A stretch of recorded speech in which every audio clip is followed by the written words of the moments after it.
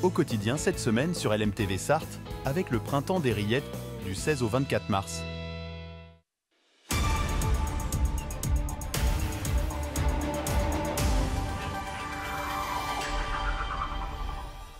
Bonsoir à toutes et à tous et bienvenue dans Au quotidien, votre émission d'information locale. Nous sommes le lundi 18 mars et à la présentation ce soir du journal, Laure Girard. Bonsoir Laure. Bonsoir Colin, bonsoir à tous. Notre invitée dans la deuxième partie d'Au quotidien. Une des plus grandes championnes de la Sarthe, vous la connaissez tous, la triple championne du monde de karaté, Leila Heurtaud, qui va également porter la flamme olympique dans quelques semaines. Elle nous en parle et elle nous parle aussi de ses actions autour du sport, notamment du sport féminin en Sarthe dans son club, le Samouraï 2000. Rendez-vous à 18h45 pour cet entretien qui sera forcément très intéressant, mais d'abord place à l'actu.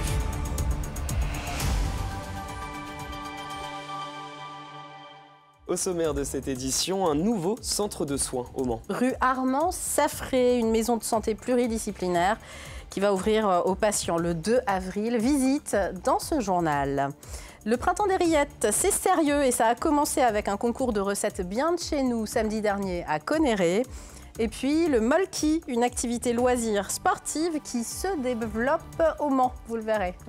Mais on ouvre ce journal avec un incendie spectaculaire en plein cœur du Mans. 2 appartements du 3e étage d'un immeuble au numéro 27 de la place d'Alger ont pris feu au niveau des combles. C'était autour de 15 h. 5 personnes ont été relogées et aucune victime n'est à déplorer d'après le bilan des pompiers de la Sarthe, Anthony Piton. La place d'Alger totalement bouclée. La cause, un violent incendie qui s'est déclaré dans les combles de ce bâtiment d'habitation de 3 étages. 2 appartements ont été réduits en cendres. 35 sapeurs-pompiers et 12 véhicules engagés. 3 personnes, à notre arrivée, avaient quitté d'eux-mêmes les lieux d'intervention. Et nous recherchons potentiellement une victime dans un appartement qui a été totalement détruit par l'incendie au niveau des combles. Voilà. Donc l'appartement est complètement carbonisé et des opérations de recherche qui vont prendre un certain temps sont en cours. L'opération s'est déclenchée à 15h35. Les soldats du feu sont intervenus directement, renforcé par un drone équipé de caméras thermiques pour faire la reconnaissance. On a amené 2 actions conjointes en fait à notre arrivée. L'objectif c'était d'abord de retrouver les victimes, c'était notre opération prioritaire. C'est pour ça que des sapeurs-pompiers ont été engagés dans l'appartement qui était en flammes. C'est eux qui ont procédé à l'extinction. Et en parallèle, nous avions une action qui était également importante, qui était d'éviter que le sinistre se propage sur l'autre bâtiment. Même si le feu est circonscrit, l'opération continue pour retrouver une éventuelle victime et s'assurer de la sécurité du bâtiment. Et donc, comme je vous l'ai dit dans le lancement de ce reportage, d'après le premier bilan des pompiers de la Sarthe, il n'y a pas de victimes à déplorer dans cet incendie. Les pompiers qui sont également intervenus ce matin lors d'une collision, d'un accident de la route à Champagné. Oui, à Champagné, un choc frontal entre 2 véhicules sur la départementale 357 et qui a fait 4 blessés, dont 2 graves. L'accident s'est produit à 10h15. La route a été coupée dans les 2 sens, le temps que les secours interviennent. On vous le disait dans les titres, la maison de santé pluridisciplinaire se prépare à ouvrir ses portes début avril, rue Armand Saffré. Oui, c'est un projet dont on parle depuis 2018 et qui se concrétise 6 ans après. Un édifice de 1200 mètres carrés en plein centre-ville avec plusieurs professionnels de santé. Vous connaissez le principe. Le but, c'est vraiment de créer une dynamique dans un département et dans un quartier touché de plein fouet par la désertification médicale. Colin Ancel. Les salles de consultation des 3 étages sont pour l'instant vides. Dans quelques semaines, la maison de santé pluridisciplinaire Armand Saffré ouvrira ses portes aux patients le 2 avril 2024, 6 ans après le lancement de ce projet. Chercher un bureau supplémentaire pour installer mon ancien interne. Et M. Le Foll a entendu parler de ça, il est venu me chercher en me disant « faut que vous soyez plus ambitieux, un bureau c'est pas assez ». Et puis ne vous contentez pas des médecins, l'avenir c'est les MSP. Un projet qui a coûté au total près de 6,5 millions d'euros. Une fois lancée, la maison de santé pluridisciplinaire pourrait accueillir environ 17 000 patients suivis par des généralistes. On le sait, les jeunes générations de médecins aujourd'hui, quand ils s'installent, ils cherchent à avoir plutôt des environnements collectifs comme ça, où ils peuvent partager des expériences, des connaissances. C'est beaucoup plus rassurant que d'investir et d'emprunter pour acheter un cabinet. Tout ça, ça crée une attractivité pour les médecins, parce que c'est ça l'objectif. À terme, c'est d'avoir plus de médecins. 7 médecins et même 8 dès le mois de septembre, accompagnés d'au moins 2 dentistes, 7 infirmières, 3 kinés, une psychologue, une sage-femme, un thérapeute familial et une diététicienne. Le but, donner accès aux soins en un lieu presque unique aux habitants du secteur. Le patient qui habite dans le quartier, il va aller dans la pharmacie de quartier, il va voir les infirmières du quartier. Donc ce sont des gens qui travaillent avec nous et donc c'est beaucoup plus simple pour nous. Surtout dans un département comme la Sarthe qui pâtit d'être un désert médical. Ce qu'on fait en tant que métropole, là, on essaye de redresser un peu la barre, de recréer une dynamique autour des maisons pluridisciplinaires de santé pour qu'on essaye de répondre au mieux aux besoins qui sont extrêmement importants aujourd'hui. Un type d'établissement qui devrait continuer de se développer. 3 autres maisons similaires sont en projet dans la métropole, au Villaret, à Coulennes et dans les quartiers sud. Le printemps des rillettes s'est ouvert ce week-end. Oui, c'est sérieux cette fois, avec le traditionnel concours de rillettes, ouvert de recettes aux rillettes, ouvert aux particuliers et aux professionnels. Évidemment, chacun vient avec sa création à base de rillettes, évidemment. C'est ensuite un jury qui goûte les plats et les notes pour établir le top 3 des meilleures recettes aux rillettes. Et Enzo Maubert a eu la chance peut-être de goûter, en tout cas de participer à ce concours. On regarde. Un hamburger aux rillettes, une paella aux rillettes, voire même un tiramisu aux rillettes. Ici, c'est un peu le festin des rois à la sartoise. Il a mis des rillettes avec la sauce. Ouais. Sur la table, une vingtaine de plats, tous à base du précieux ingrédient, au moins 20%, c'est le règlement. Ça peut être plat, chaud, froid, ça peut être des trompe-l'œil, des desserts, suivant l'imagination de chacun. Voilà. Ensuite, au jury de faire le travail, et mieux vaut avoir l'estomac vide avant de commencer. Faut avoir déjà un bon palais, et puis c'est vrai que c'est gourmand, faut bien manger quoi. Ils ont maintenant 2 heures devant eux pour élire dans chaque catégorie le meilleur plat aux rillettes, avec toute l'exigence d'un concours gastronomique. Là c'est hors sujet ça. Dommage. Déjà on note l'aspect. Donc l'aspect déjà on a envie d'acheter quand on voit un bon produit. Après c'est la texture et le goût. C'est le goût qui remporte. Il faut avoir un bon mélange, bien cuisiné, bien épicé, pas trop. Une dégustation qui se fait à huis clos. Mais pendant ce temps-là, derrière la vitre, certains n'en perdent pas une miette et tentent de se rassurer comme ils peuvent. Quand on reste et qu'on les regarde, oui, c'est très stressant. Est-ce que vous avez perçu quelques petites choses ? On voit que on sait plus à la fin en fait. Au départ, on se dit c'est peut-être bien, c'est peut-être pas bien. Quand ils goûtent aux autres, on se dit c'est peut-être c'est le nôtre ou c'est plus le nôtre. Le choix est compliqué. Une preuve que l'originalité peut triompher. La paella sartoise se verra décerner le premier prix de la catégorie particulier. Pour rappel, 21 recettes étaient en compétition cette année devant le jury de la confrérie des chevaliers des rillettes sartoises, répartis en 3 catégories. Et on vous donne les vainqueurs. Vainqueur de la catégorie jeunes des écoles, Arthur Aubier de Neuville-sur-Sarthe pour son pâté en croûte aux rillettes. Ça a l'air classique, mais très bon. Vainqueur de la catégorie professionnelle, Louis Rouillère de Montfort-le-Génois pour sa ferme d'asperges et ses rillettes. Et enfin, vous l'avez vu, vainqueur de la catégorie particulier, Jean-Yves Maillère de Duno pour sa paella sartoise. Bravo à tous les participants. Et les recettes, sachez-le, seront bientôt sur le site internet www.printemps-des-rillettes.fr. Allez, on parle de Molki maintenant parce que c'est un jeu de quilles qui a de plus en plus d'adeptes. Oui, et il a ses championnats du monde et ses tournois locaux également, ce jeu. Au Mans, un club existe depuis près de 10 ans. Le Grand Prix de la Sarthe s'est déroulé ce week-end avec des équipes venues de toute la France. Une vraie compétition, mais qui se joue toujours dans la bonne humeur, comme l'a constaté Enzo Maubert. Au Molki, chacun a sa façon de taper dans le mille. Créé à la fin des années 90 en Finlande, ce jeu a ses propres tournois en Sarthe. Le principe, faire tomber ses quilles numérotées de 1 à 12 et arriver à 50 points sans les dépasser. Un jeu d'adresse, mais aussi de stratégie. Il faut vraiment calculer. Il y a des gars ici, des pros, quand ils sont à 20, 22, 25, ils commencent déjà à réfléchir quelles quilles ils vont jouer pour gagner. Et pas forcément les plus gros chiffres. Il y a vraiment beaucoup de stratégie au Molki. Et ça, c'est à force de faire des tournois que la stratégie s'acquiert en fait. Et la concentration aussi. 40 équipes s'affrontent ce jour-là au Mans, venues de toute la France. Certains jouent même en famille. Moi j'ai découvert le molki. Ensuite j'ai proposé à mon père de jouer avec moi. Et puis le petit gamin a grandi, du coup il s'est mis avec nous. Et la maman a décidé de créer notre club il y a 1 an et demi. Un virus qui s'attrape vite, car le molki, c'est un peu comme la pétanque. Même en tournoi, on vient avec sa bonne humeur. Voilà. Ce qui pousse à faire des compètes, des tournois, à se déplacer, l'ambiance, la convivialité entre tout le monde. On se connaît tous au fur et à mesure, on s'entend tous très bien. Donc petit à petit, on se connaît. Donc ça c'est toujours un plaisir de se retrouver. Le molki, un loisir presque sport, accessible à tous.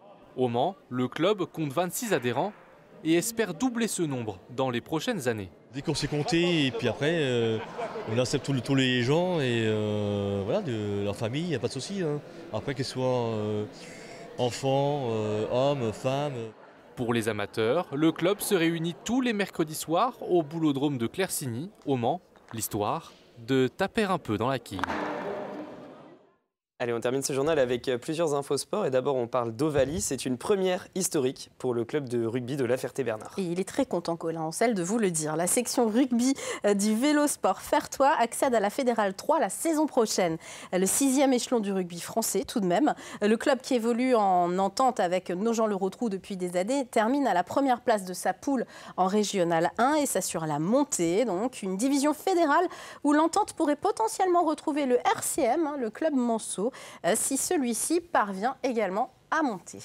Maintenant, on parle tennis de table. Les féminines de Le Mans Tennis de table se rapprochent de la montée en Pro A. Il ne leur manque qu'un tout petit point. Les Mancelles se sont imposées à Lille 3-1. Prochaine rencontre pour les coéquipières de Claire Clavier à domicile contre Rennes le 12 avril. Et même si elles s'inclinent sans gagner le moindre match, elles auront une autre chance contre Paris 13. Sauf accro majeur, les Sartoises devraient terminer à la première place de cette Pro B et évoluer au plus haut niveau la saison prochaine. Et bien sûr, on vous fera vivre tout ça sur LMTV Sarthe. Et puis un mot de football pour terminer. Le Mans FC prolonge sa série. 4 matchs sans défaite. Ouf, les 100 et or se sont imposés vendredi à domicile contre Martigues, 2-0. Ouverture du score tardive malgré la domination mancelle. But sur corner signé Dame Guyeyer. Je le dis bien, Colin Ancel. Dame Gay. Ok, pardon. À la 86e minute, avant que Riblin ne double la mise. Dans le temps additionnel, 3e victoire de la saison à domicile pour les Manceaux et déjà la 2e de l'ère Chabert. On en reparle évidemment dans le détail dans l'émission 72 Sport, préparé par Amoun Chemsoudine, présenté par Antoine Besson à 19h avec notre confrère Guillaume Nedelec, rédacteur en chef des sports à Ouest France. Et on continue de parler de sport dans un instant dans la suite de Quotidien avec Leïla Hurto. Donc restez avec nous et ne bougez pas sur LMTV Sarthe. À tout de suite.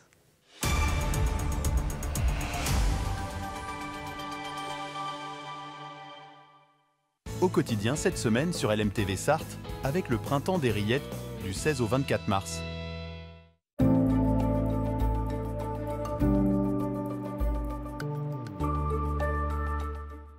Bonsoir messieurs, dames, ravi de vous retrouver pour ce nouveau bulletin météo. J'espère que vous avez passé un très bon week-end. Merci de nous avoir choisis pour commencer cette nouvelle semaine ensemble. Et pour ce lundi soir, un ciel plutôt bien dégagé sur l'ensemble du territoire. Côté température, elles évolueront entre 11 et 13 degrés avec 11 degrés pour Alençon, 12 à Mamers, pour Cieux-le-Guillaume, encore pour Laval, 13 degrés au Mans. Pour la journée de mardi au petit matin, vous le voyez, toujours un ciel plutôt lumineux avec des éclaircies. Alors parfois un petit vol de jeu, mais vraiment rien de bien méchant. Côté température, celles-ci évolueront entre 6 et 7 degrés avec 6 degrés au Mans pour la Flèche ou encore du côté d'Angers. Idem pour Laval ou encore à Cieux-le-Guillaume, 7 degrés pour Alençon, pour Mamers ainsi que du côté de Tours. Pour la suite de votre journée, toujours de belles éclaircies avec toujours un ciel assez variable, de temps en temps quelques passages nuageux. Côté température, on restera encore une fois bien au-dessus des normales de saison, entre 17 et 19 degrés, 17 degrés pour Alençon ou encore à Mamers, 18 degrés au Mans, idem pour Cieux-le-Guillaume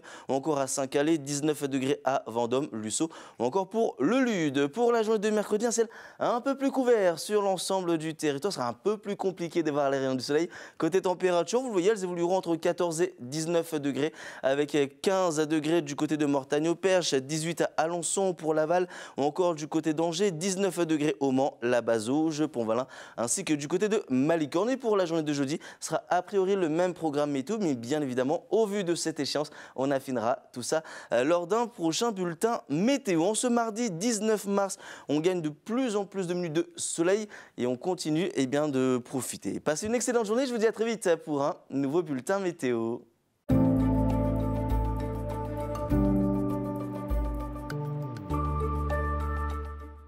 Au quotidien cette semaine sur LMTV Sarthe, avec le printemps des rillettes du 16 au 24 mars.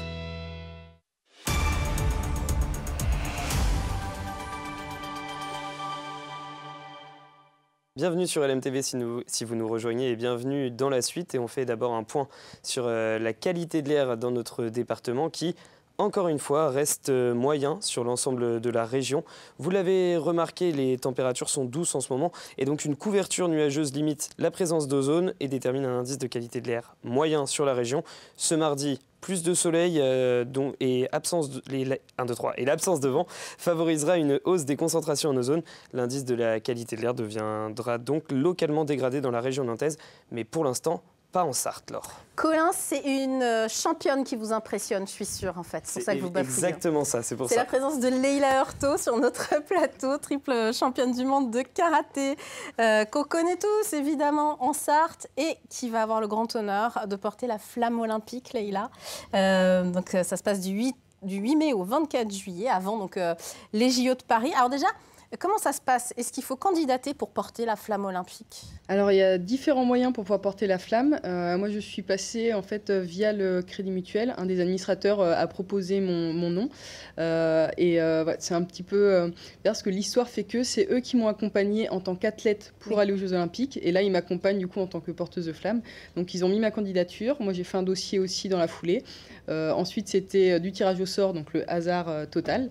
Et ensuite, sur dossier. Et voilà, j'ai été sélectionnée après ce long parcours. Ah oui, donc à la fois c'est sur dossier, à la fois c'est du hasard, c'est compliqué. Donc c'est presque inespéré en fait de la porter cette flamme. Oui, effectivement, parce que je vois il y a eu énormément de candidatures un peu partout en France.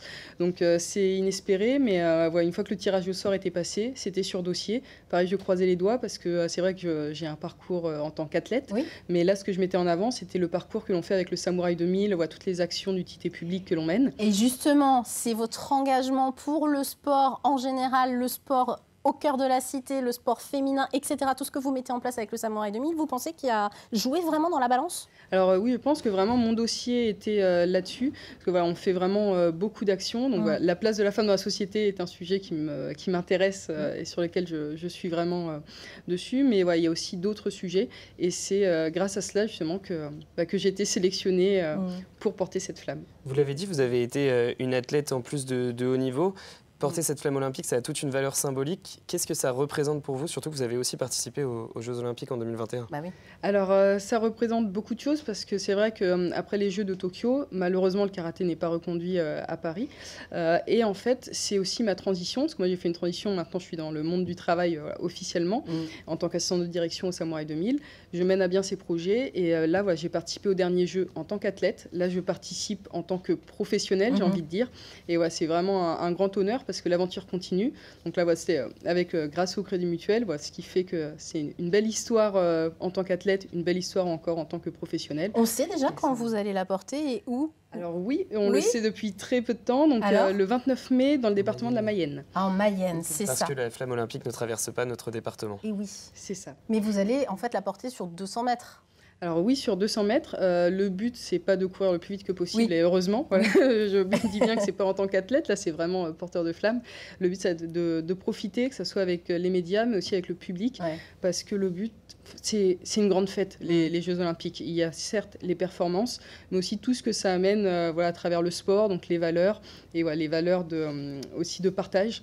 Et c'est ça qu'on va mettre en avant lors de ces 200 mètres. Vous avez parlé du sport féminin, on va un petit peu parler de tout ce que vous développez au Samouraï 2000. Alors c'était déjà développé par Didier Moreau, évidemment, qui a créé ce club depuis de nombreuses années, mais vous avez vraiment accentué les choses, on va dire.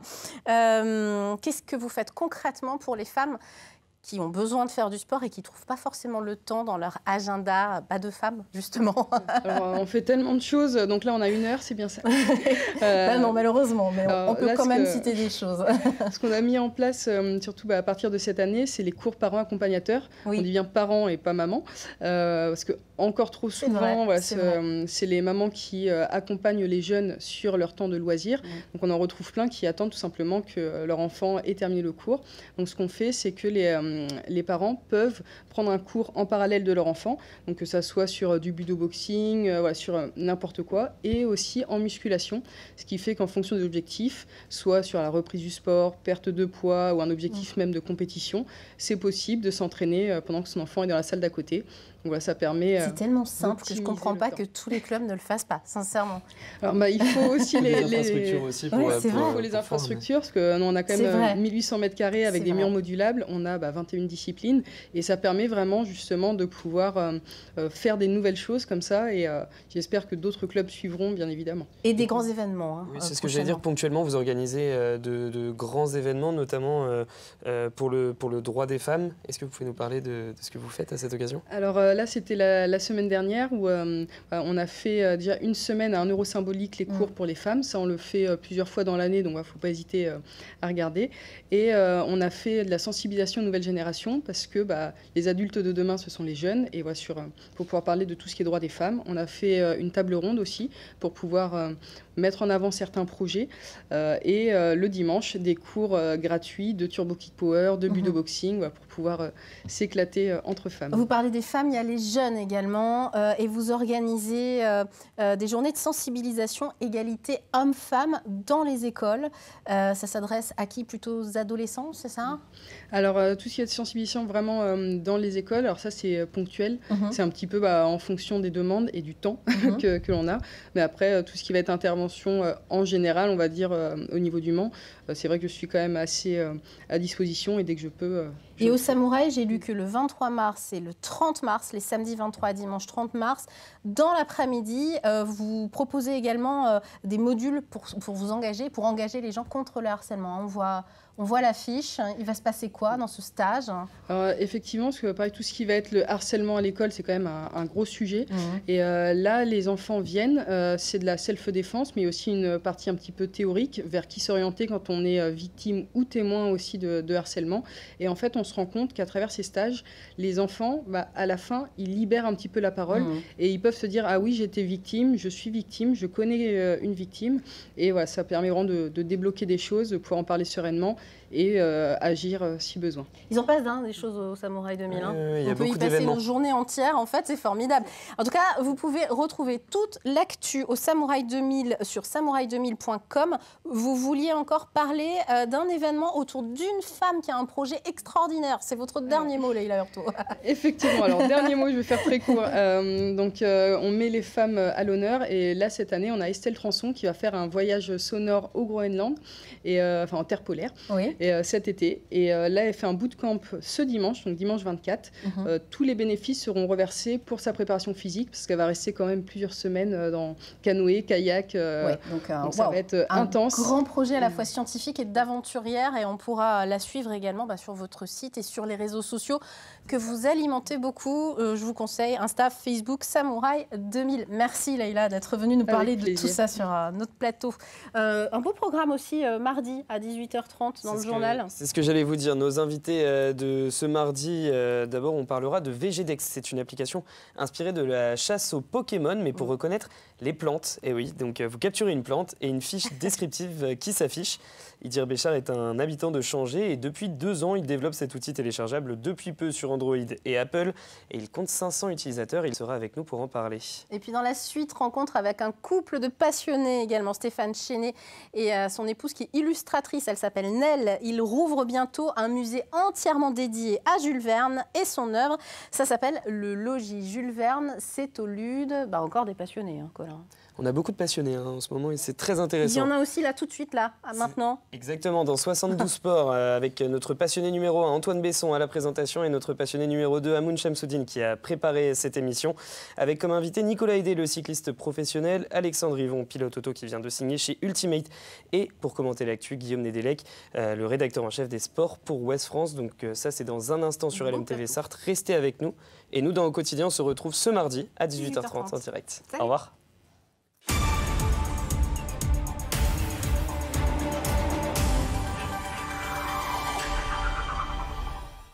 Au quotidien cette semaine sur LMTV Sarthe avec le printemps des rillettes du 16 au 24 mars.